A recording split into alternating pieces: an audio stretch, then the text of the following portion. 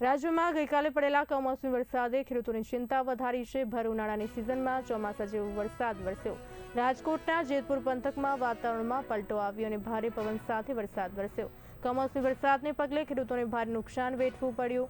મેવાસા ગામમાં મોટા પ્રમાણમાં તૈયાર થયેલો ઘઉંનો પાક જમીનદોસ્ત થઈ ગયો છે। ખેડૂતોની આખા વર્ષની મહેનત પર પાણી ફરી વળતા જગતનું તાજ ચિંતામાં ગરકાવ થઈ ગયો છે। અચાનક માવઠું ત્રાટકતા ખેડૂતો પાયમાલ થઈ ગયા છે। ત્યારે હવે મેવાસાના ખેડૂતો ભારે હૈયે માંગ કરી રહ્યા છે કે સરકાર તાત્કાલિક ધોરણે ખેતીવાડી વિભાગની ટીમો મોકલી નુકસાનીનો સર્વે હાથ ધરે અને અસરગ્રસ્ત ખેડૂતોને યોગ્ય આર્થિક સહાય ચૂકવવામાં આવે, જેથી જગતના તાતને આર્થિક ફટકામાંથી થોડી રાહત મળે। હવે કમોસમી વરસાદના લીધે અમારે ઘઉંમાં ભારે એવું નુકસાન થયેલ છે। વરસાદની આગાહી હતી પણ વાવાઝોડું વધારે આવવાના કારણે અત્યારે અમારે ઘઉં બધા ઢળી ગયા છે। 15 વીઘાના ઘઉં હતા, બધા પૂરા થઈ ગયા, હાવ જમીન આરે અડાડી દીધા છે અને હવે એ હળી જાય એટલે પૂરું, એમાં પાકમાં કાંઈ લેવાનું ના રહીએ, એટલે બહુ જાજુ નુકસાન છે।